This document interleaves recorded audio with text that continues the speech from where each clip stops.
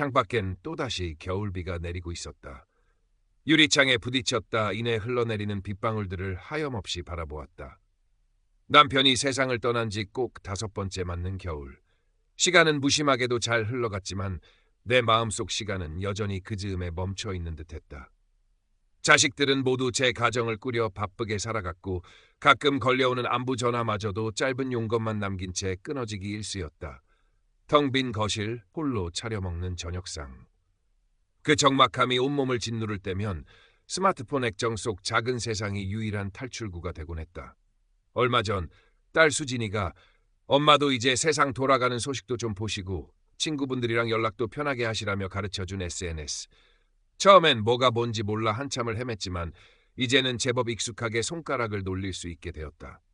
그러던 어느 날이었다. 강지훈이라는 이름의 남자로부터 친구 추가 요청이 들어왔다. 프로필 사진 속 그는 온화한 미소를 띤 중년의 남자였다.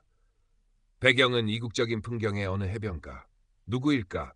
잠시 망설였지만 새로운 사람과 대화라도 나누면 이 지루함이 조금은 가시지 않을까 하는 마음에 수락 버튼을 눌렀다.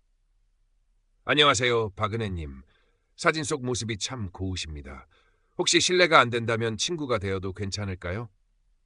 그의 첫 메시지는 뜻밖에도 정중하고 따뜻했다. 어색하게 답장을 보내자 그는 기다렸다는 듯이 다시 말을 걸어왔다. 자신은 해외에서 작은 무역 사업을 하고 있으며 아내와는 오래전에 사별했고 다 큰 아들은 미국에서 공부 중이라고 했다. 그의 이야기 속에는 나와 비슷한 외로움의 그림자가 드리워져 있는 듯했다. 우리는 매일같이 서로의 안부를 묻고 소소한 일상을 나누었다.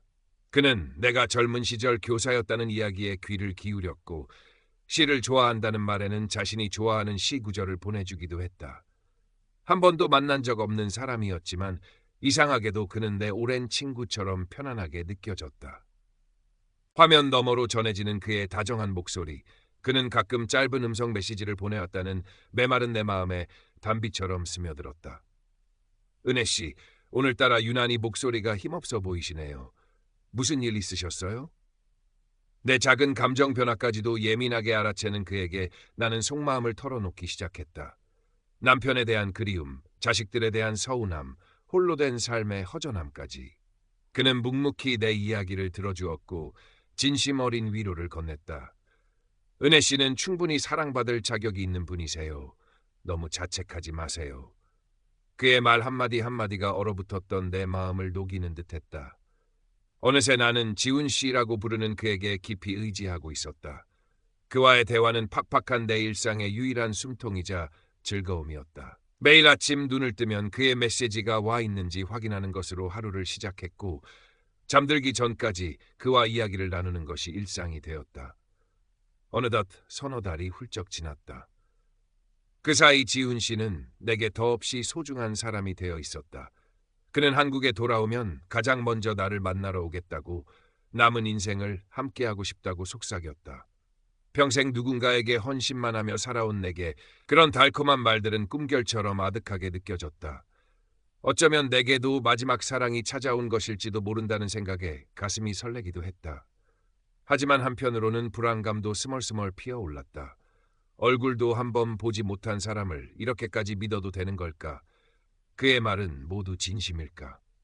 그러던 어느 날 지훈 씨로부터 다급한 연락이 왔다. 해외 사업에 갑작스러운 문제가 생겨 급하게 자금이 필요하다는 것이었다. 세관에 물품이 셔틀되어 통관 자금이 부족하던 그의 설명은 구체적이었고 목소리는 절박했다. 은혜 씨, 정말 미안해요.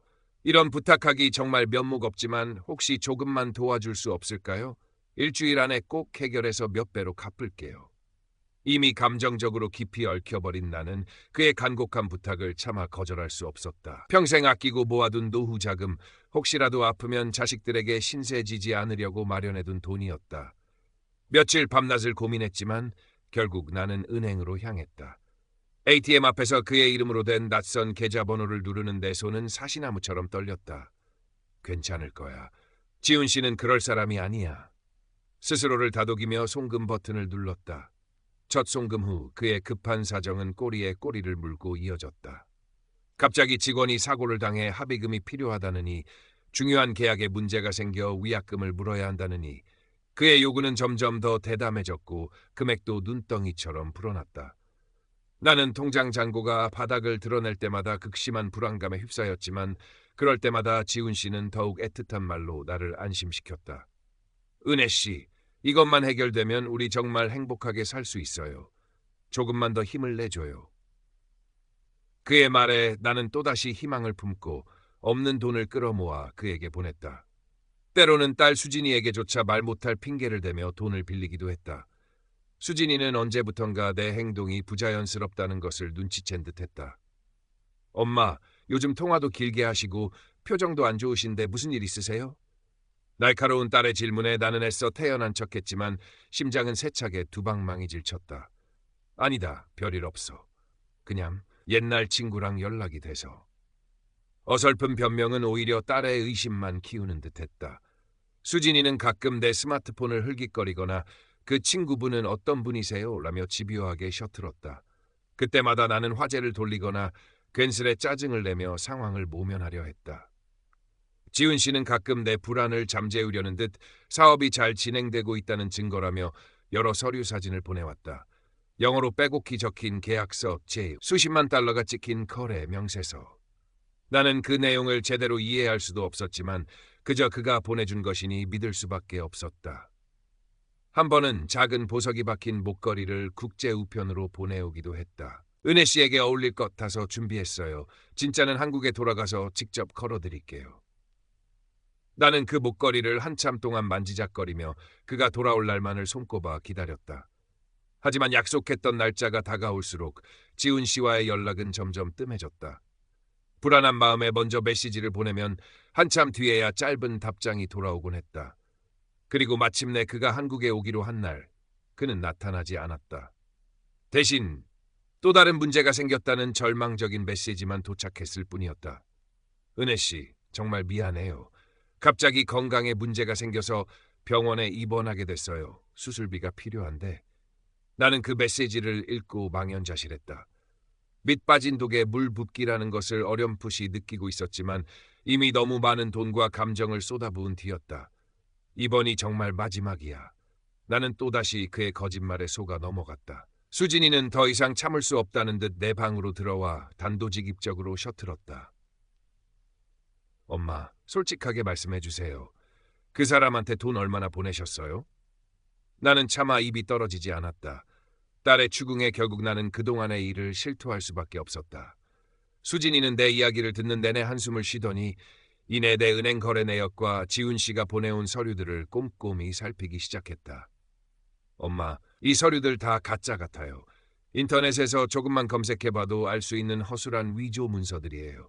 그리고 이 계좌 이미 여러 사기 사건에 이용된 대포통장일 가능성이 커요.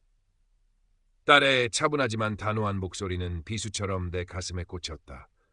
평생 똑똑하게 살아왔다고 자부했는데 이런 어처구니 없는 사기에 놀아났다는 사실에 온몸의 피가 거꾸로 솟는 듯한 수치심과 분노가 치밀었다. 나는 그 자리에 주저앉아 아이처럼 엉엉 울었다. 며칠 동안 나는 식음을 전폐하고 방 안에 틀어박혀 지냈다.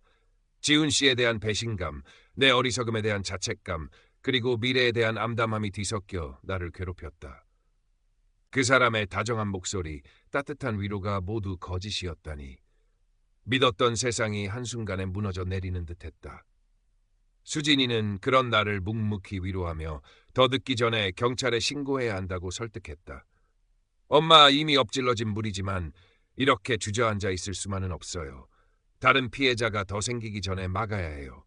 그리고 엄마 돈, 단 얼마라도 찾을 수 있는 가능성이 있다면 시도해봐야죠.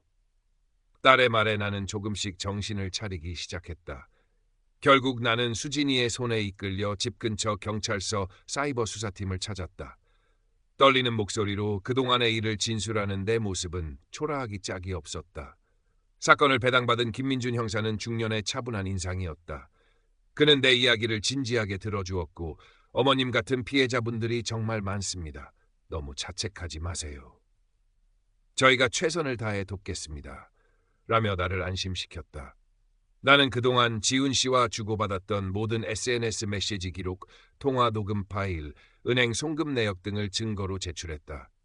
김 형사는 증거들을 꼼꼼히 살피며 범인이 해외에 거점을 두고 활동하는 전문 사기 조직일 가능성이 높습니다.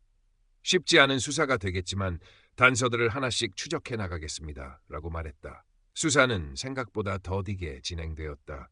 지훈 씨가 사용한 계좌는 역시나 대포 통장이었고 SNS 계정은 해외 서버를 통해 접속한 가짜 신분이었다.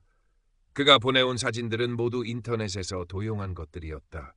김 형사는 국제 공조 수사를 요청하고 유사한 수법의 다른 피해 사례들과의 연관성을 분석하는 등 다방면으로 노력했지만 범인의 꼬리를 잡는 것은 쉽지 않았다.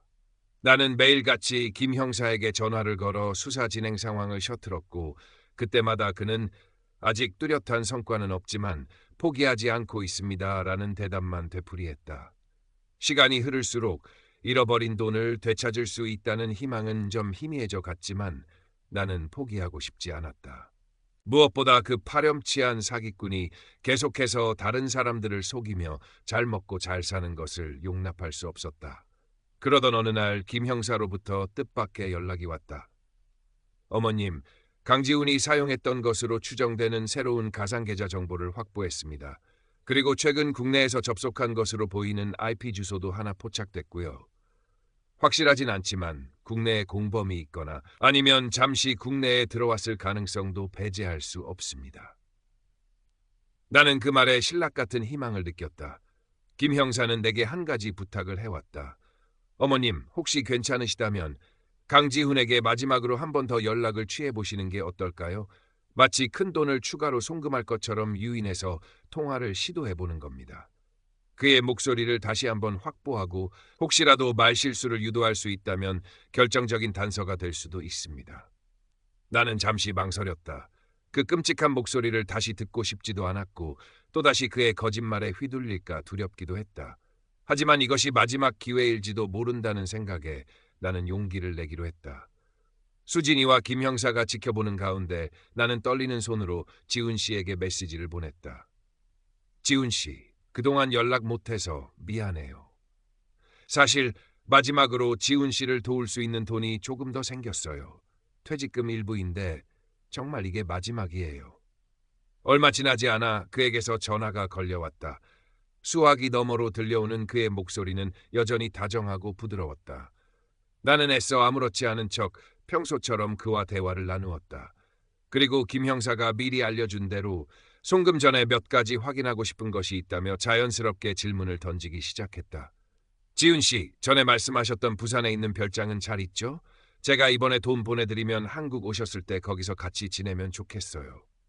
순간 수화기 너머로 짧은 침묵이 흘렀다. 그리고 이어진 그의 대답. 아, 네, 그럼요, 은혜 씨. 부산 별장.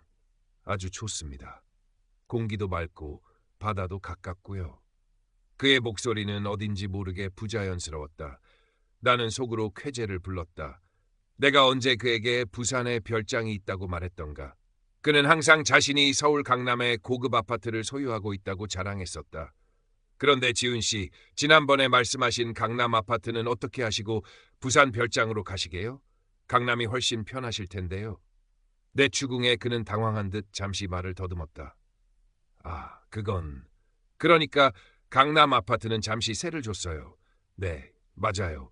그래서 당분간은 부산에. 그의 변명은 궁색하기 짝이 없었다. 나는 그의 목소리가 담긴 통화 내용을 모두 녹음했고 김 형사에게 즉시 전달했다. 그 통화 녹취가 결정적인 증거가 되었는지는 알 수 없었다. 하지만 며칠 뒤 김 형사로부터 연락이 왔다. 어머님, 강지훈이 속한 것으로 보이는 로맨스 스캠 조직의 국내 총책과 인출책 몇 명을 검거했습니다. 안타깝게도 강지훈 본인이나 어머님의 돈을 직접적으로 회수하지는 못했지만 이들의 주요 활동 계좌를 동결시키고 인터폴의 국제 공조 수사를 정식으로 요청했습니다. 이들이 더 이상 국내에서 같은 방식으로 범행을 저지르기는 어려울 겁니다. 나는 그 말을 듣고 눈물을 글썽였다. 잃어버린 돈은 돌아오지 않았지만 그래도 무언가 해냈다는 생각에 작은 위안을 얻었다. 그 후로 나는 조금씩 일상을 되찾기 시작했다. 수진이는 예전보다 더 자주 나를 찾아와 함께 시간을 보냈고 우리는 서로에게 하지 못했던 속 깊은 이야기들을 나누며 더욱 가까워졌다. 나는 내 어리석었던 경험을 반면교사 삼아 동네 노인정에 나가 어르신들에게 스마트폰 사용법과 온라인 금융 사기 예방법을 알려주는 작은 봉사활동을 시작했다. 처음에는 부끄럽고 망설여졌지만 내 이야기에 귀 기울이고 고마워하는 분들을 보면서 작은 보람을 느꼈다. 여러분, 모르는 사람이 아무리 다정하게 굴면서 돈 보내라고 하면 절대 보내주시면 안 돼요. 세상에 공짜는 없어요. 의심나면 꼭 자식들한테 물어보시고요.